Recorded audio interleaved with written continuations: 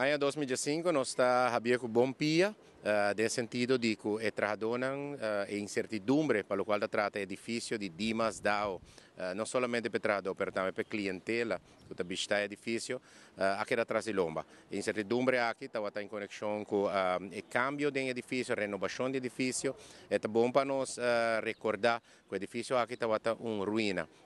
Par de anos passados, se nós se recorda que o edifício aqui está llenar com adicto ambulante, estava em candela contínuo no edifício aqui, criando peligro para a saúde e também criando mal vista para os visitantes no cruzeiro aqui delante.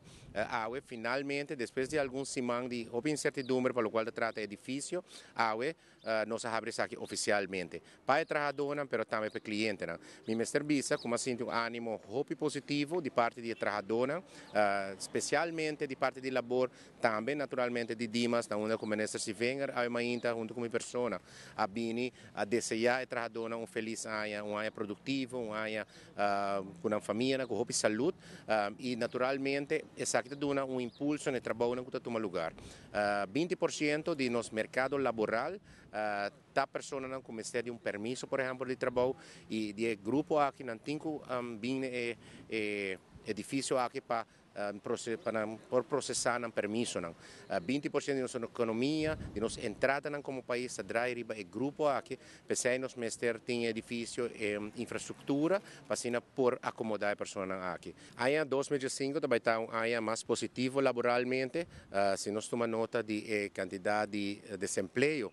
Que nós temos na isla, a quantidade de projetos que vai começar em 2005, por parte de JFK, John F. Kennedy School, por parte de Green Corridor, por parte, por exemplo, de hotel na San Nicolás, que vai start, que está Bahia Príncipe, tem diferentes outros projetos de condomínios que estão movendo, mas também a renovação que o governo está continuando dentro nos centro de cidade.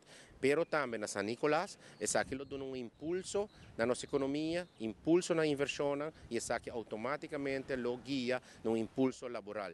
Quantidade de emprego lo tem para pessoas que por e quer trabalhar, nós estamos continuando a manejo também de integrar mais pessoas no mercado laboral para sobrar viaje mais trabalho, não está só simplesmente cobra paycheck fim de luna, mas o trabalho está desenvolvimento personal, está crescimento de conhecimento, está cria network mais grande para o mês também por desenvolver o mês, então esse é o qual nós queremos fijar para 2005.